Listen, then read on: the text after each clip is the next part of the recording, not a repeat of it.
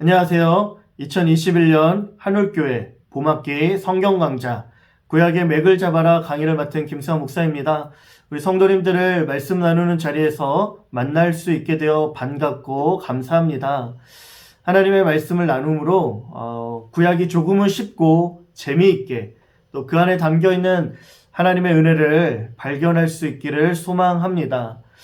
우리가 구약을 읽을 때 어떻게 읽어야 하는가?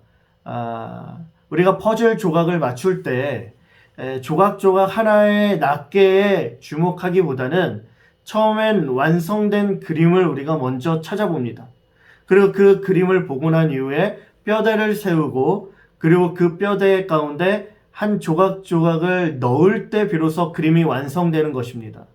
이처럼 우리 성경을 읽어나갈 때도 한 가지의 중요한 주제가 무엇인지, 관점이 무엇인지, 그 맥이 무엇인지를 바르게 세우고 그 관점으로 뼈대를 세우며 성경을 읽을 때 조금 더 쉽게 이해할 수 있는 것입니다.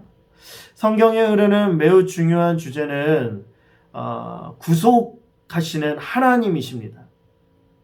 다시 말해서 하나님께서는 이 세상을 창조하십니다. 아름답게, 심히 아름답게 창조하시죠. 그러나 이 세계가 인간의 범죄로 말미암아 타락하여지고 어그러지고 깨어지는 것입니다. 그러나 그러한 세상을, 그러한 우리를 내버려 두지 않으시고 하나님의 사랑으로 회복시키는 것, 구속시키는 것, 그 구속의 역사가 바로 성경의 이야기인 것이에요. 그렇기 때문에 우리는 성경을 구속사적인 관점으로 읽어야 하는 것이에요. 그리고 구속사적인 관점으로 성경을 읽어 나갈 때 역사적인 흐름과 뼈대를 세워서 읽어 나간다면 훨씬 더 이해하기 쉽고 그 성경을 우리가 더 빠르게 접할 수 있습니다. 구약과 신약에 흐르는 너무나 중요한 주제가 있습니다. 예레미야 31장 31절 여호와의 말씀이니라 보라 날에 이르리니 내가 이스라엘 집과 유다 집에 새 언약을 세우리라. 이 새 언약은 무엇일까요? 구약은 하나님께서 창조하신 이 세상이 죄로 인해 하나님을 떠나자 그것을 회복시키시려고 여러 가지로 역사했던 기록이며, 신약은 구약의 결론, 예언되어졌던 예수 그리스도가 오셔서 사역하시며 그 구원을 성취하신 사건, 그리고 남은 그 구원을 이루기 위해 교회와 성령이 역사하는 것들을 기록한 책입니다. 그렇기 때문에 성경은 하나로 연결된 이야기, 성경은 한 가지의 주제로 이야기되어지는 책이다라는 것입니다. 그리고 그 주제는 무엇이냐? 바로 우리를 구속시키시는 예수 그리스도인 것이죠. 성경을 한눈에 보는 구조가 있습니다. 이 구조만 알아도 성경이 지금 이러한 흐름으로 진행되고 있구나를 금방 이해할 수 있습니다. 하나님께서 창조하십니다. 아담과 하와를 지으시고 온 인류를 시작하게 하시죠. 그러다 하나님께서는 한 사람을 선택하십니다. 바로 아브라함입니다. 아브라함과 이삭과 야곱, 그의 이름이 마침내 이스라엘로 바뀌어지면서 12지파를 세우시죠. 그게 바로 이스라엘입니다. 그리고 그 이스라엘 가운데서도 유다 지파를 선택하셔서 마침내 구원자 예수 그리스도를 우리 가운데 보내주십니다. 그로 말미암아 구원이 성취되어지는 것이죠. 그 이후에 12제자를 세우고 그들을 통하여 교회를 세우며 그 교회에게 주시는 사명이 땅끝까지 복음을 전파하라. 모든 족속, 모든 민족에게 구원의 소식을 전파하며 다시금 멀리 떠났던 백성들을 하나님의 자녀로 부르시는 사건, 그 부르시는 이야기가 바로 성경. 그렇게 우리는 구속사적인 관점으로 눈을 열어 성경을 읽어 나가야 하는 것입니다. 성경은 총 66권입니다. 특별히 구약은 39권입니다. 이 39권을 세 가지의 장르로 구분한다면 첫 번째로는 역사서, 그리고 시가서, 그리고 선지서입니다. 역사서는 총 17권입니다. 물론 그 역사서 안에 모세 오경의 5권이 담겨져 있습니다. 역사적인 흐름으로 이 17권을 뼈대로 삼아 그 안에 이제 시가서 5권 그리고 선지서 17권이 포함되어지는 것입니다. 그래서 이 17권인 역사서를 뼈대로 구약 성경을 읽어나가게 된다 기억하셔야 합니다. 신약 성경도 27권 4가지의 장르로 나눈다라면 복음서 4권, 역사서 사도행전 1권, 그리고 서신서 21권, 그리고 마지막 요한계시록 예언서 1권입니다. 총 27권. 그래서 구약과 성경 66권이죠. 이 66권을 우리가 구속사적인 관점으로 성경을 읽어나간다라면 한 가지의 주제로 우리가 읽어나가기 때문에 모든 사건이 다 예수 그리스도를 이야기하고 그 예수 그리스도가 행하신 구원을 이야기하기 때문에 우리는 조금 더 쉽게 성경을 읽을 수 있습니다. 그 중에서 우리는 구약을 다룰 텐데요. 구약을 조금 더 쉽게 이야기하기 위해서 우리는 뼈대를 세울 것입니다. 특별히 17권 역사서를 기초로 뼈대를 세울 텐데 총 10가지의 시대를 뼈대로 세울 겁니다. 첫 번째 시대는 하나님이 이 세상을 아름답게 창조한 창조의 시대입니다. 창세기 1장부터 11장까지죠. 그리고 그 이후에 아브라함과 이삭과 야곱과 요셉으로 진행되어지는 족장시대, 모세가 등장하여서 출애굽하고 광야의 길을 걸어가는 출애굽과 광야시대, 그 이후에 4번째 시대는 모세 이후에 세워진 여호수아를 통해 가나안 땅을 정복하는 정복시대, 이후에 세워진 사사들을 통해 펼쳐지는 사사시대, 하나님께서 왕을 세우며 통치하시는 다니엘 왕국시대, 사울과 다윗과 솔로몬의 시대이죠. 이후에 솔로몬의 아들 르호보암 때 분열하게 되어지는데 북이스라엘 남유다로 나누어지는 분열 왕국 시대입니다.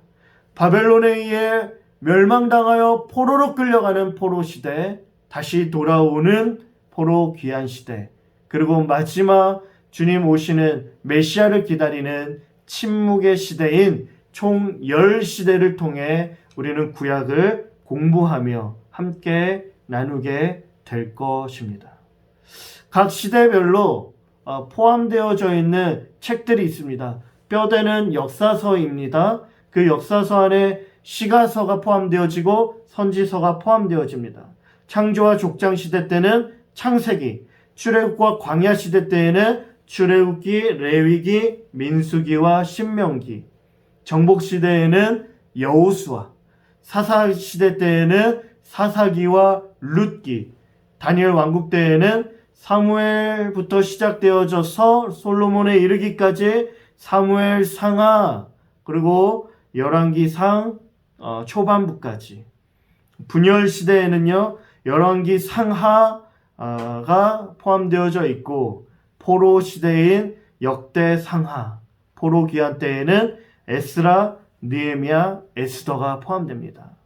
그 중에 선지서는 바로 17권은 거의 대부분 분열 왕국 시대와 포로 시대, 포로 귀환 시대, 역사의 후반부에 기록되어졌고 쓰여졌다라는 것 우리가 알 수 있습니다. 우리가 구약을 조금 더 쉽게 이해하기 위해서 그 구약에 진행되어지는 그 시대의 지리적 배경, 그 시대의 지도를 우리가 알면 훨씬 더 이해하기 쉽습니다.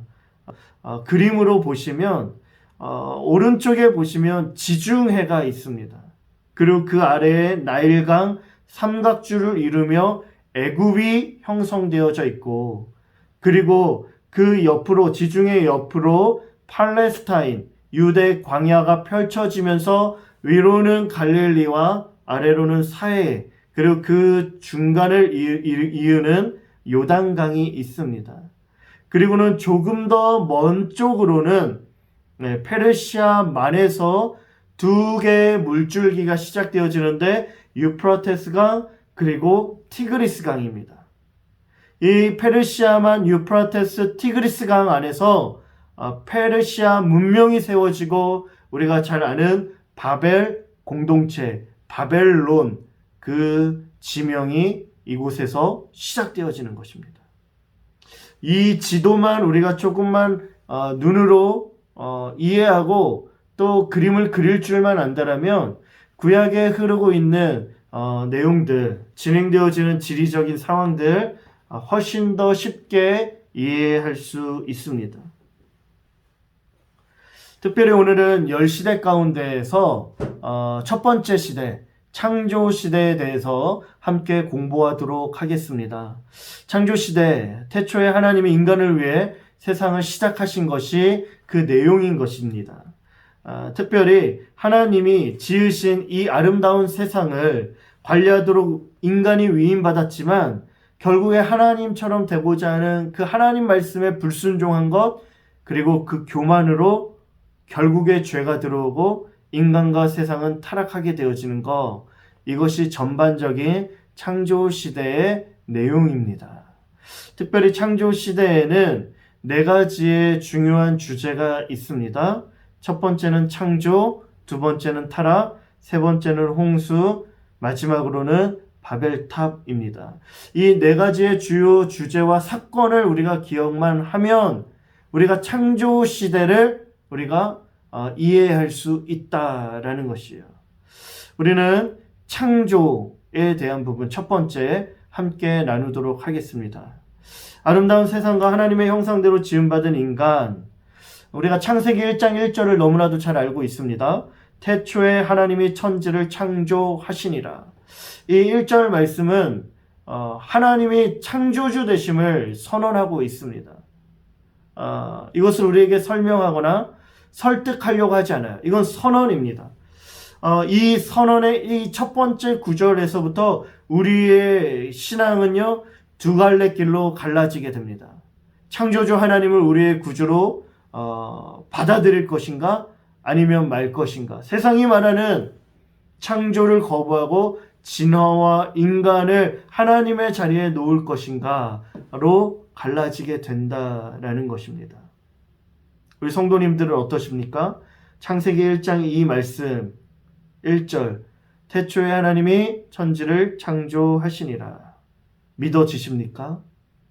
하나님께서 창조주 되심을, 하나님의 말씀이 우리 가운데 선포하고 선언하고 있는 이 말씀을 우리의 마음으로 믿고 고백할 수 있게 되기를 간절히 소망합니다. 창조주 하나님은 총 6일 동안 세상을 지으셨다 말씀합니다. 지었던 순서가 다음과 같습니다. 첫째 날은 빛을 만들고, 둘째 날은 궁창, 셋째 날은 땅과 바다를 나누시고, 넷째 날은 또 그 빛을 발할 수 있는 하늘에서 빛을 발하는 해와 달과 별들을 창조하십니다.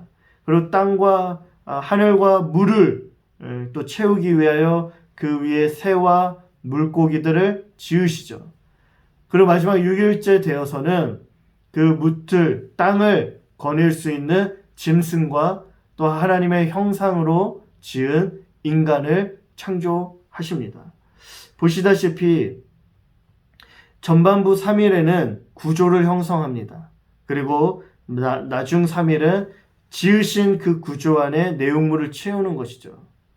창세기 1장 2절 말씀에 보면 땅이 혼돈하며 공허하고 그 흑암이 깊었다라고 이야기를 합니다. 그리고 그 하나님의 신이 그 수면 위를 운행하였다 말씀하고 있습니다. 하나님은 이 세상을 말씀으로 창조하셨는데, 특별히 말씀으로 창조하실 때 치밀하게 계획하시며 보다 더 아름다운 모습으로 그 세상을 창조하셨다라는 거예요. 그리고 그 창조의 세계를 우리에게 선물해 주셨고, 더 나아가 그렇게 우리 한 사람 한 사람을 하나님께서는 계획하셨고, 그리고 하나님께서는 창조하셨다라는 거예요. 그렇기 때문에 우리는 그러한 창조의 결과물이기 때문에 우리 한 사람 한 사람은 너무나도 소중하고 너무나도 존귀한 자다. 나는 그렇게 지음받은 자다.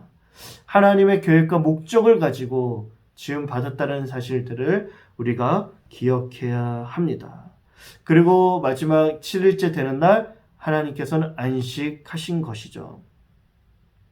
우리는 이 창조의 섭리와 과정들을 통하여서 발견할 수 있는 영적인 원리와 교훈들이 있습니다. 첫 번째로는 무엇이냐면 하나님만이 유일하신 창조주 되신다라는 것이에요. 지혜자는 전도서에서 너희가 젊은 날 창조주 여호와 하나님을 기억하라 말씀하고 있습니다. 그러면서 그 지혜자는 인생을 살아보니 허무한 것이 너무나도 많았다라고 고백합니다. 헛되고 헛되니 헛되고 헛되도다. 해 아래에 새 것이 하나도 없다 말씀합니다. 그러나 무에서 유를 창조하신 이는 오직 유일하신 하나님이신 것이죠. 창조라는 이 동사의 주어가 될 수 있는 분은 오직 한 분 하나님뿐이었다라는 사실입니다. 그 하나님이 이 온 우주 만물을 다스리시고 통치하시며 더 나아가 우리를 지으셨다라는 거예요. 그리고 우리의 인생의 왕이 되어주시고 우리의 인생의 주인이 되어주신다라는 것입니다. 우리는 이 사실들을 이 창조의 기사를 통해 발견하고 우리가 믿을 수 있어야 한다라는 것이죠. 그리고 또 한 가지는 우리 인간을 지으신 하나님의 오묘한 섭리가 우리 이 말씀 안에 담겨져 있습니다. 특별히 인간을 어떻게 창조했는가? 창세기 1장 26절에 보면 우리의 형상을 따라 우리가 사람을 만들자 이야기를 합니다. 하나님의 형상으로 인간을 지었다라고 이야기를 하는 것입니다. 하나님의 형상이 인간 창조의 독특함입니다. 다른 그 무엇도 하나님의 형상대로 지음받은 것이 아무것도 없습니다. 하나님의 형상대로 지음받았다는 것은 우리 안에 그 하나님의 성품이 담겨져 있다는 사실입니다. 그래서 우리를 통하여 하나님의 그 아름다움이, 하나님의 그 영광이, 그 위대함이 드러나고 나타나게 된다는 것입니다.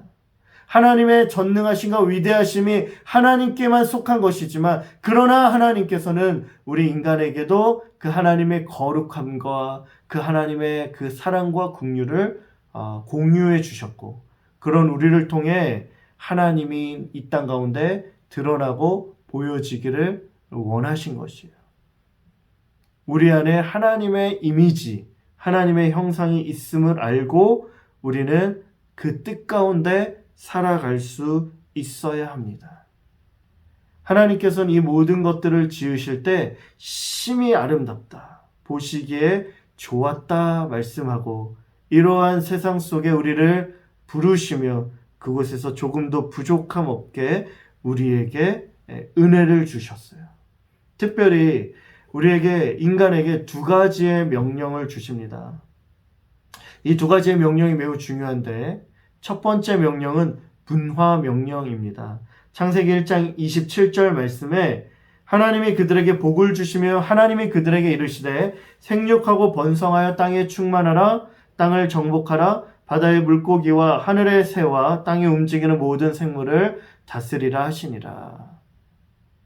생육하고 번성하며 이 땅을 다스리라 라고 하는 것이 우리 인간에게 주셨던 첫 번째 명령, 조금 어렵게 문화 명령이라고 합니다.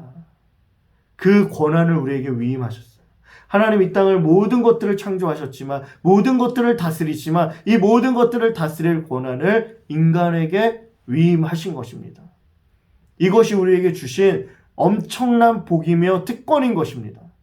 이것을 우리가 잘 하나님의 뜻 가운데서 사용할 수 있어야 되고 그럴 때 그런 우리를 통해 이 땅이 하나님의 나라로 세워지고 하나님의 질서와 주권 아래 아름답게 이 땅이 펼쳐질 수 있는 것입니다. 그런데 한 가지 더 우리가 기억해야 할 중요한 명령은 바로 선악과 명령인 것입니다. 선악과 이 명령 가운데 이렇게 말씀합니다. 여호와 하나님이 사람에게 명하여 이르시되 동산 각종 나무의 열매는 내가 임의로 먹되 선악을 알게 하는 나무의 열매는 먹지 말라. 내가 먹는 날에는 반드시 죽으리라 하시니라. 우리에게 주어진 또 하나의 명령은 선악을 알게 하는 나무의 실과는 먹지 말라라는 겁니다. 그런데 이 말씀을 잘 알아야 합니다. 나중에 이 말씀을 가지고 이 말씀을 왜곡함으로 우리가 범죄하고 넘어질 수 있게끔 사단이 유혹한다라는 거예요. 이 말씀의 핵심은 먹는 날에는 죽는다라는 것이죠. 하나님 먹지 말라 금하였습니다. 먹지 않음으로 말미암아 하나님의 뜻에 순종하게 되는 것이죠. 그런데 안타깝게도 이 명령에 순종하지 못하고 결국에 범죄하여 타락에 이르게 됩니다. 그래서 창조시대의 두 번째 사건 타락이 이루어지게 되는 것이죠. 죄와 고통이 세상 가운데로 들어오는 것. 왜 죄악이 우리 가운데 들어온 것입니까? 어떤 사건입니까? 바로 선악과를 따먹은 사건이에요. 그런데 이 선악과를 따먹은 사건이 왜 그리도 큰 죄인가? 의아해 하시는 분이 계실지도 모르겠어요. 그러나 이것은 그냥 따먹은 사건이 아니라 이 사건 안에 담겨져 있는 엄청난 죄의 모습이 우리 안에 발견되어진다라는 사실입니다. 범죄를 어떻게 짓는가? 다시 한번 그 죄의 범죄를 재구성하고 복귀를 한다면 첫 번째로 보면 말씀에 대한 회의와 왜곡이 먼저 진행이 됩니다. 하나님의 말씀 선악과 명령은 어떤 겁니까? 먹지 말라. 반드시 죽으리라. 그러나 이 동산 중앙 모든 나무의 실과는 먹어도 된다라고 말씀하셨어요. 그러나 뱀은 와서 우리 가운데 이야기를 하는 것이죠. 아무것도 먹지 말라고 했냐? 그 말씀을 꼬아버립니다. 그 말씀을 우리가 제대로 기억나지 못하게 조금은 헷갈리게 만들어요.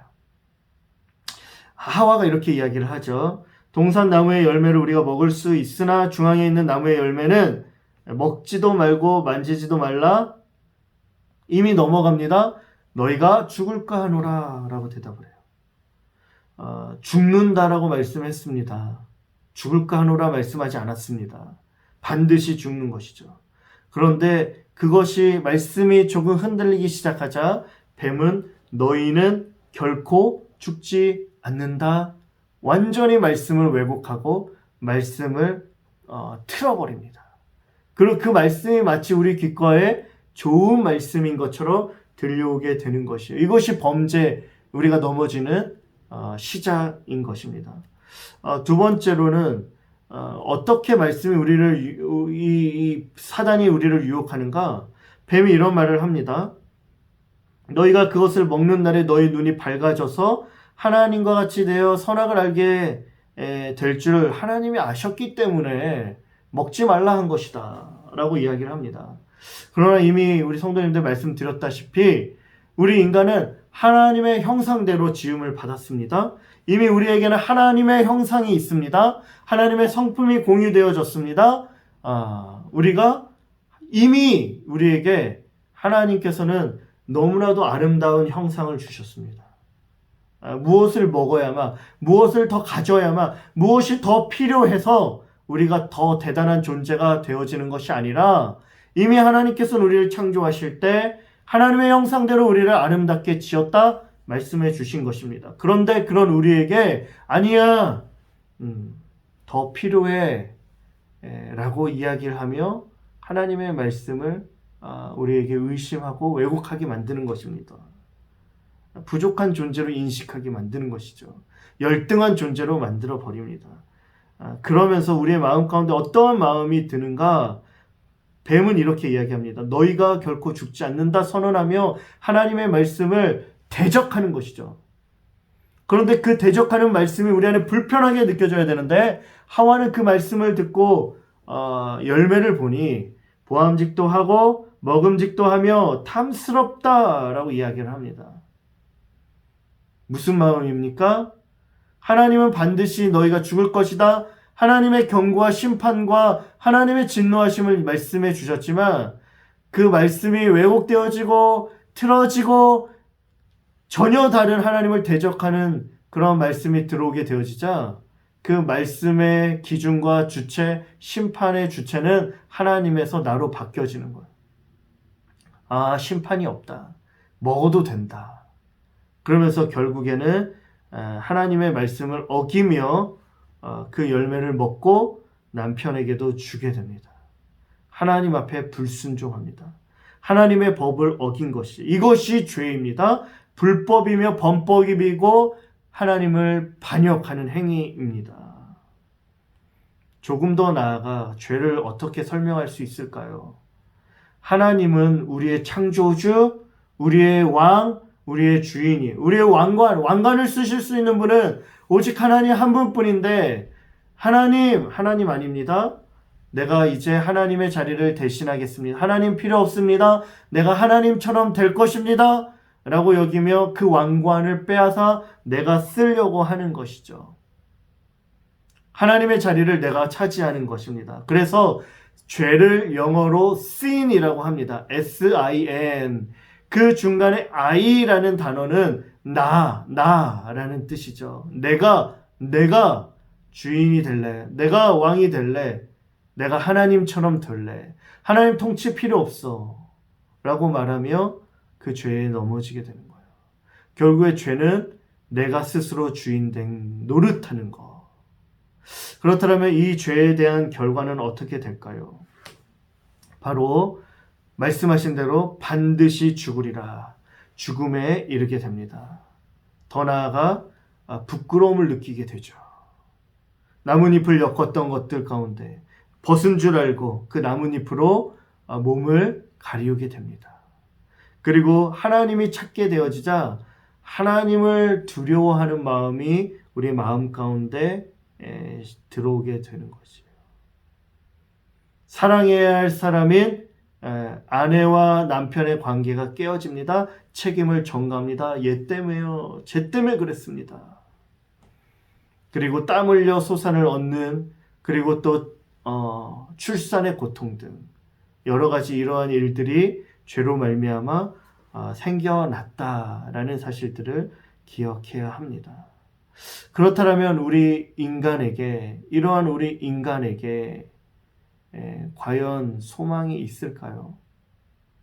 하나님께서는 이러한 소망 없는 영원한 형벌과 죽음에 넘어질 수밖에 없는, 하나님으로부터 완전히 끊어져서 멀어질 수밖에 없는, 그래서 죄와 사망 아래에 놓여서 사단의 다스림의 영역 안에 살아갈 수밖에 없는 우리를 회복시키고자 이제 하나님의 이야기를 시작하시는 것이에요. 이것이 바로 구속사적인 관점으로 읽어나가야 할 구약의 내용들입니다. 어떤 걸 약속합니까? 어떤 걸 예언합니까?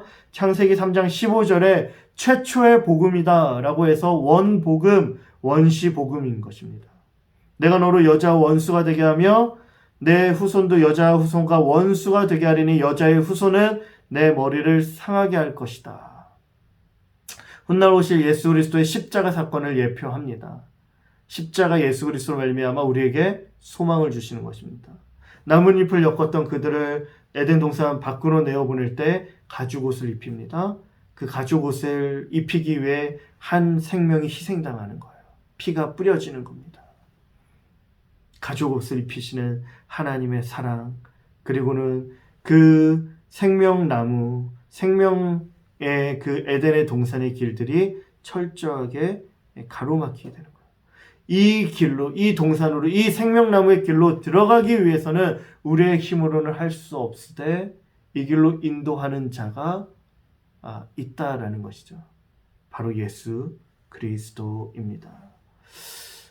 그렇다면 하나님께서는 우리에게 왜 선악과를 주신 것일까요? 선악과를 따먹은 것이 왜 그렇게 큰 죄가 될까요? 하나님께서는 문화 명령으로 이 땅을 정복하고 다스리며 생육하고 번성할 수 있는 하나님의 그 놀라운 권한을, 통치하며 다스릴 권한을 우리에게 주셨습니다. 그러나 그런 우리는 그 권한을 받았다 하여 우리의 마음대로 살아가서는 안 되는 것이에요. 우리가 반드시 기억해야 할 중요한 한 가지는 그러한 놀라운 특권과 권한이 주어졌어도 우리가 순종해야 할 대상, 나를 지으신, 나는 창조주가 아니라 나는 피조물인데 나를 지으신 창조주 하나님이 있다라는 사실들을 항상 기억해야 하는 거예요. 반대로 하나님을 기억하지 못하고 창조주 하나님을 잃어버리는 것은 오히려 그러한 인생은 비참하고 비극적인 것입니다. 하나님 우리에게 주신 복은 창조주 하나님을 기억할 수 있는 것. 내 주인이 누구인지를 아는 것이 복이다라는 사실이에요. 그래서 그것을 기억하게 하기 위해서, 하나님의 말씀을 기억하게 하기 위해서 선악을 알게 하는 나무를 세우시고, 우리로 그 나무를 볼 때마다 나를 지으신 이가, 나를 창조하신 이가 하나님이시구나. 그 하나님을 기억하며 그 말씀에 순종하며 나아가는 것입니다. 선악과 명령은 우리를 향한 하나님의 사랑의 명령이라는 사실들을 우리가 기억하면서 우리의 타락한 이 범죄를 하나님께서는 어떻게 회복시키시는가, 우리가 그것을 다시 읽어나가야 하는 것입니다. 세 번째 창조시대의 키워드 핵심 주제는 홍수입니다. 점점 심해지는 인간의 죄악에 대한 하나님의 심판과 구원이 담겨져 있는 것입니다. 아담과 하와가 에덴 동산에서 쫓겨납니다. 그 이후에 과연 등장하게 되어지는 인류는 하나님을 왕으로 섬기느냐 아니면 그렇지 않느냐의 부류로 나눠지게 됩니다. 대표적인 부류가 하나님을 왕으로 인정하지 않는 부류 가인, 그리고 하나님을 왕으로 인정하는 부류는 아벨입니다. 하나님을 왕으로 인정하지 않는 가인의 후손으로는 라멕이 있고 유발과 두발가인이 있습니다. 이들은 하나님을 두려워하지 않습니다. 그러나 그 반대로 아벨은 비록 죽었으나 그의 동생으로 오는 셋, 에노스, 에녹들을 우리가 살펴보면 그들은 하나님을 경외했고 하나님을 예배했고 하나님을 왕으로 인정했던 모습들을 보게 되는 것입니다. 그러다가 6장에 이르러서 보면 하나님이 이 땅 가운데 볼 때 이 땅의 죄악이 심히 관영함을 보게 됩니다. 다른 표현으로 하면 이 땅의 백성들이 하나님을 왕으로 섬기지 않고 자기의 마음대로 자기의 뜻대로 스스로가 주인 노릇하며 행세하며 살아가는 그 죄의 관영함이 많아짐을 보게 되는 것이죠. 창세기 6장 2절 말씀에 내가 좋아하는 모든 여자를 아내로 삼습니다. 주체가 다 나입니다. 6장 3절에 보면 그들이 육신이 되었다. 죄 가운데 완전히 이렇게 물들여 갔다라는 표현입니다. 그리고 6장 5절 말씀에 결론적으로 여호와께서 사람의 죄악이 세상의 관영함과 그 마음의 생각이 모든 계획이 항상 악할 뿐임을 보셨다 말씀하세요. 이것이 바로 홍수를 내리시는, 하나님의 심판을 내리는 궁극적인 이유와 원인이 되는 것입니다. 특별히 홍수의 심판 과정을 우리가 좀 살펴볼 수 있는데, 홍수의 심판 과정 가운데 하나님께서는 이 홍수의 심판 중에서도 하나님의 구원 계획은 멈추지 않는 거예요. 이 구원 계획을 이루어가기 위해서 한 사람을 택하는데 그 사람은 우리가 잘 아는 노아입니다. 노아에게 방주를 제작할 것을 명령하십니다. 한 번도 비가 내리지 않았던 때예요. 그러나 하나님께서 비를 내리고 홍수를 내겠다라는 그 말씀에 노아는 순종합니다. 말씀에 순종하는 것이 결국에 하나님 앞에서 의로운 자가 될 수 있는 것이에요. 그리고 그 말씀에 순종함으로 120년간 방주를 제작합니다. 방주의 크기를 보면 길이가 137m, 너비가 23m, 높이가 14m, 어마어마한 것이죠. 그리고는 노아와 언약을 맺으며 너와 내 아들들, 내 아내와 내 며느리들이 들어가라, 너희가 살리라 말씀합니다. 생명을 보존케 하라 말하며 종류대로 새와 땅의 짐승과 땅에 기는 모든 것들이 종류대로 둘씩 그 안으로 들어갑니다. 하나님이 너가 내 앞에 의로운 것을 내가 보았다 말씀하시며 이 일들을 맡기시고요. 7장 9절 말씀에 보면 암수 둘씩 짐승들이 노아에게 나와 방주로 들어가는 장면이 나옵니다. 이 모습이 마치 최초의 인간이었던 아담이 그 그 동물들의 이름을 지어주는 장면과 매우 흡사한 것이죠. 40주야가 비를 내립니다. 그로 말미암아 지면에 있는 모든 생명이 죽임을 당하게 됩니다. 그리고 1년 10일 만에 노아는 방주에서 내립니다. 내리자마자 그가 한 것은 무엇이냐면 여호와를 위하여 단을 쌓고 번제를 드리고, 그렇게 번제하는 노아에게 하나님 주셨던 말씀은 생육하고 번성하며 땅에 충만하라 말씀합니다. 이 말씀드렸죠? 기억나시죠? 창세기 1장 27절 이하에 생육하고 번성을 땅에 충만하라, 이 명령이 죄악으로 관용함으로 말미암아 어그러졌는데 노아로 말미암아 다시 그 명령과 말씀이 그들에게 주어지는 것이에요. 그리고 무지개로 언약합니다. 셈과 야벳과 함, 세 자녀들을 통하여 새로운 민족이 펼쳐지게 됩니다. 그러나 여전히 우리 인간의 마음 가운데 죄성이 살아 있음을 이들을 통하여 발견하게 된다라는 겁니다. 이렇게 노아의 방주에 대한 사진들 또한 그림이 다음과 같습니다. 이렇게 멀리 아라랏산이라고 해서 보이는데 이렇게 이야기하죠. 창세기 8장 4절에 일곱째 달 곧 그 달 11의 날에 방주가 아라랏산에 머물렀다. 네, 이게 아라랏산입니다. 이 홍수의 사건인 거예요. 이 홍수의 사건을 통하여서 우리가 발견할 수 있는 것은 하나님은 죄를 미워하시고 심판하신다 라는 사실인 거예요. 그러나 중요한 것은 하나님께서는 그 심판 중에도 진노 중에도 긍휼을 잊지 않으시고 노아를 택하여 그들을 살리시고 그들을 통하여 또 다른 새로운 인류의 구속사의 일들을 진행시켜 나간다는 거예요. 이 놀라운 하나님의 은혜입니다. 우리 마지막으로 이제 바벨탑입니다. 바벨탑 사건, 우리 10장과 11장에 등장하는데 하나님처럼 되려는 인간의 죄성이 실물로 드러난 사건, 매우 중요한 사건입니다. 기억해야 합니다. 이 사건으로 말미암아 하나님의 나라가 이제 등장하게 되는 거예요. 말씀에 보면 창세기 10장 8절 이하에 보면 구스가 니므롯을 낳았고 그는 처음 영걸이며 사냥꾼이었다라고 합니다. 사진을 보면 영걸이었던 니므롯의 몸짓이 우락부락하며 근육이 있고 그의 턱과 하관을 보면은 그 힘이 얼마나 대단했는지를 우리가 좀 볼 수 있습니다. 활도 쏘고 대단한 것이죠. 용사입니다. 그러나 이 힘을 누굴 위해서 쓰느냐? 자신을 위해서 쓰는 거예요.